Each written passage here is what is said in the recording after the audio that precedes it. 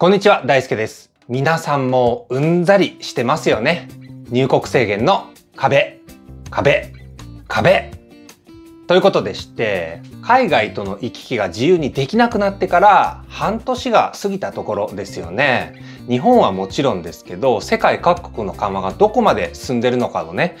パッと人に伝えることって、なかなか難しいですよね。そんな皆さんに向けた動画になります。本動画を見ていただくと、主要な30カ国以上、世界の渡航ハードルの状況を短時間で理解できる内容となっています。入国制限緩和シリーズ、本日で第8回目となりました。早いですね。ラインナップはこちら。1、完成間近？日本のトラベルバブル。2、渡航緩和が見え始めた米国。3、南国リゾートはブレーキ気味。4、制限解除の本格化はいつ？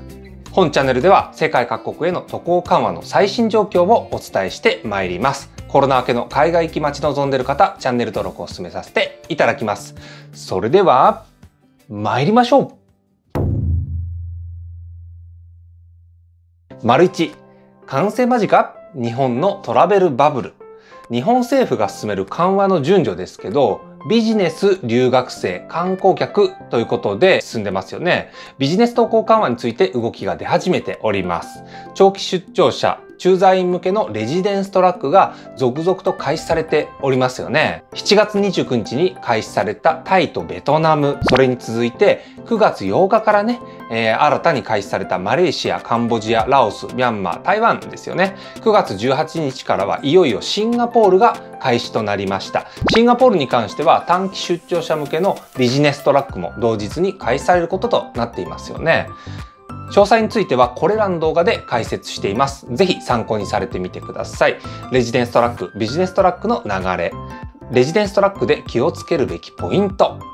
そして最近はですよ、日本政府がこれらの動きのことをトラベルバブルと呼び始めているんですよね。これ皆さんどう思われますでしょうか？狭き門ですし、これで行き来できるのはですね、ビジネスマンほとんどが長期出張者である駐在員ということですので、こんなもんね、もともとイメージしていたトラベルバブルとはね、程遠いよねというふうに思いませんでしょうか？少なくともね、僕もそんな感じはありますけどね。これを受けてグローバルメディアではね、どういう風に報じられているのか、良い記事を見つけましたので紹介します。Japan Reopening to These Asian Countries ということで、こちらはですね、トラベルデイリーメディアさんからの記事ですね。内容を見ますと、検疫ルールに遵守することで、日本は少しずつではあるけども、入国制限を解除してるよというね、こういう内容でした。ただし、アジアの一部の国だけどね、という締めくくりがあるわけなんですね。で、この記事を見た読者の反応があったんで、これ面白かったんでね、紹介しますね。こんな感じでした。What a misleading header ということで、タイトルがね、ちょっと誇張しすぎなんじゃないかということが、ちょっとね、難点が見受けられましたね。The title of the news is misleading とかね。So you'll be quarantined a total of 14 days.No thanks ということで、14日間のね、隔離あるんでしょと。もうごめんだよ。っていう意見だったりね、This is as good as not going anywhere どこでも行けないじゃないかとね、こんなようなね、意見ばかりでした。世界のほとんどの方に関しては、関係ないニュースとして理解されているのかもしれません。大きな流れの、第一歩としてね、捉えたいところなんですけどね。事実、本チャンネルの視聴者さんの中では、これまで日本での任務を終えたんだけども、国に帰れなかったという方がいらっしゃいました。そんな方がね、レジデンストラックによって交代要員の方が無事に日本にね、来れたということで、引き継ぎが完了したよというね、喜ばしいニュースをコメントでお知らせしてもらいました。少しずつの緩和ということで、見守るより他ないですけどね。ということで次行きましょう。2。渡航緩和が見え始めた米国。まずは心配な感染者の状況を見ていきましょう。下がり始めていますかね。ちょっと気になるのが6月末から7月中旬にかけての伸びなんですね。こちらはジョンズ・ホプキンス大学のデータを使ってデジタル21さんが作成されたバーチャートレースを見てみるとなんとなく理由がわかります。再生しますね。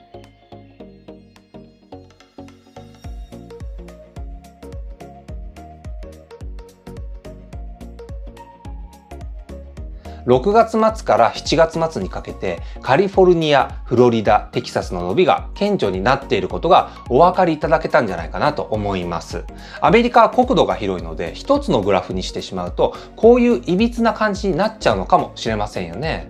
本来は週ごとの評価が必要なのかもしれません。いずれにしてもここ最近の動向としては全体的な数は下がり始めているという傾向が見えることもありますので、渡航制限の見直しが進んできているっていうね、これを後押ししている要因でもあるのかもしれませんよね。というのもアメリカ政府は9月中旬からね、特定国の旅行者に対して空港での水際対策として強化していた健康スクリーニング検査、こちらをね取りやめる計画のようなんですよ。これは AP 通信による情報ですね。これまでの入国というのは主要15空港のみに限られてたようなんですが、この措置が実施されればですね、その規制が一旦解除されるということになるようなんですよ。ではこちらのニュースも紹介しましょう。アメリカ、中国への渡航中止勧告を解除、状況の改善を受けということですね。アメリカ人による香港も含む中国への渡航というのは、アメリカ政府によって最も厳しい渡航中止勧告レベル4が設けられていたんですよね。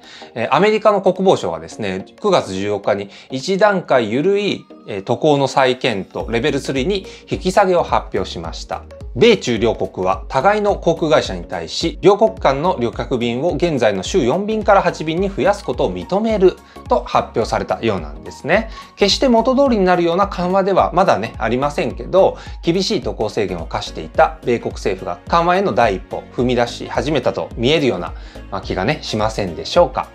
日本からアメリカへの渡航というのはパスポートでの入国はこれはできますけどね、ただ到着後に2週間の隔離措置が必要という形ではありますので、もしかしたらここがもう少し緩和されていくのかもしれませんよね。それとね、今のところアメリカから日本に渡航される外国人というのは特段の事情がない限りは上陸拒否の対象となりますので、このあたりの緩和に対する要望、アメリカから日本に対する要望ですよね。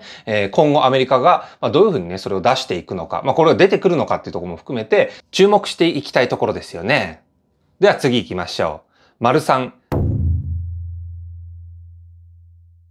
南国リゾートはブレーキ気味。まずはタイのプーケットから確認していきましょう。タイ政府はプーケットへの外国人観光客の受け入れ、こちらを進めているところではあるみたいなんですけど、地元住民のね、反対意見っていうのも、結構ね、大きいみたいなんですね。こちらの検討スキームは、プーケットモデルというふうに言われてるみたいです。外国人観光客に安全で密閉された旅行を提供するというもの。外国人観光客は14日間の検疫中でもホテルから外に出て 1、2キロ圏内でビーチを楽しめ、14日間の検疫期間を終えれば県内を自由に移動できます。またさらに追加で7日間の検疫を経れば県外にも移動できるようになります。なお、ビザ取得には申請までの72時間以内の陰性証明が必要。14日間の検疫中も2回以上の検査を行います。こういう緩和どんどん進んでいってもらいたいものですよね。まだどうなるか分かりませんけど、とりあえずね、プーケットの地元住民の大多数が同意しない場合はですよ、計画を断念する可能性もあるというふうになってるので、ちょっとね、これ注意が必要ですよね。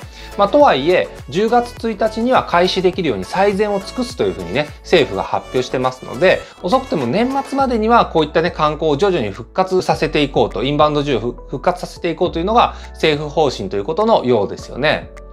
では次ですね、インドネシアのバリ島を見てみましょう。年内は外国人観光客の受け入れ再開しないという方針で、こちらはね、確定のようなんですよ。前回皆さんに報告してからの動きがありませんので、年明けに期待というところだと思います。次はハワイです。相変わらず海外からの入国については14日間の隔離制限が必須という状況が続いているんですよね。でそんな中、一つのニュースがあります。12月13日に今年で48回目となるホノルルマラソンの開催。一応はね、これ予定されているようなんですよ。これ開催できるんですかね。先ほど公式ウェブのエントリー状況を見てみたんですけど、9月13日時点で400名の日本人が参加申し込みをしているみたいです。ちなみに現行の制限での参加となりますと、行きと帰りでそれぞれ2週間ずつの隔離が必要になりますので、1ヶ月以上の休暇を取ってマラソンに挑むということになりますよね。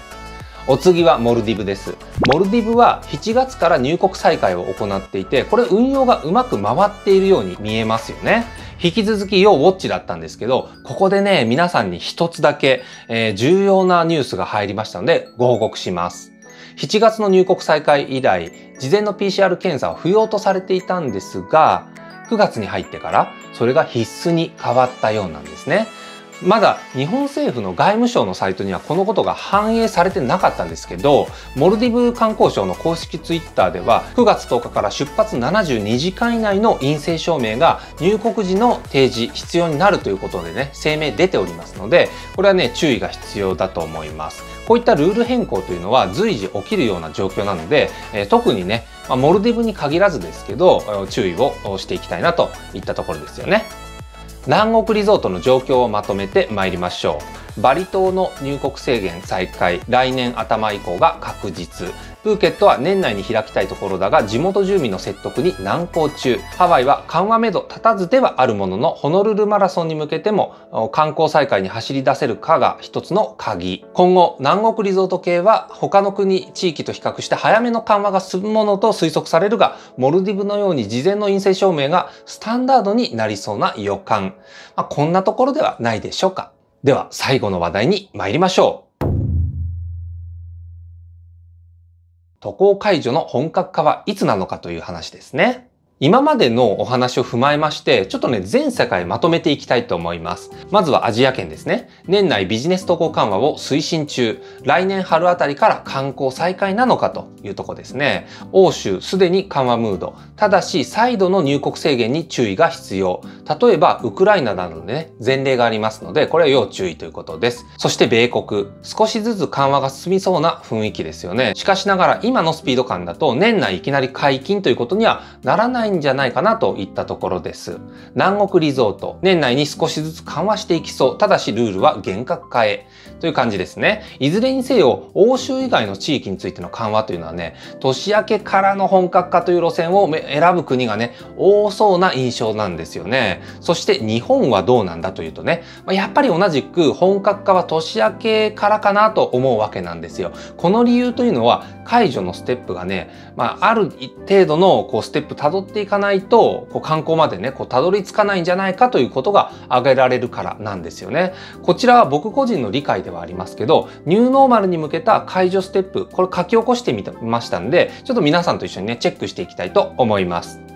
まずはこちらですね。ビジネスビザの再開、留学ビザの再開、14日間隔離の解除、観光ビザの再開、ビザ免除措置の復活、PCR 検査の解除、そしてニューノーマルということですね。まだ十分だとは言いづらいのですが、ようやく2番目の項目まで差し掛かったところなんじゃないかなと思います。で、この次の観光ビザの再開に関しては、そんなにね、すんなりとは進まないんじゃないかなと考えるわけなんですよね。これなんでかっていうと、観光に対しては14日間の隔離措置の免除、もうこれの解除がね、ある意味での前提条件になるからと考えるわけだからなんですね。日本政府が観光客の受け入れを判断するとしたら、外務省、特にですね、経済産業省の後押しがあってというね、こういう図式になるものと思います。要するにはインバウンド需要の復活を第一目的とした観光のね、復活ですよね。こういうことから14日間の隔離措置の解除っていうのが、ある程度前提になるんじゃないかと考えるからなんですね。そのためにはですね、唾液による抗原検査の精度向上、もしくはそれに代わる手法の導入が必須になるというわけでして、こういったね、プロセスの改善には数ヶ月を要することが想定されるんですよね。これがね、年内での解除が難易度が高いんではないかと僕が考える理由になります。この緩和のプロセスについては、もう少しね、いくつかのパターンがあり得そうなので、未来予測としてですね、近いうちに徹底予測動画、これね、出してみようかなと考えています。今月発足した菅内閣、勢いづいてるところでありますので、渡航制限解除に向けても進捗期待したいところですよね。あとは、日本政府とはまた違った渡航緩和へのステップをたどるかもしれないフィリピン政府に関しても、僕はね、個人的には要注目といったところなんです。本日は以上になります。皆さん、良い週末をお過ごしください。大輔でした。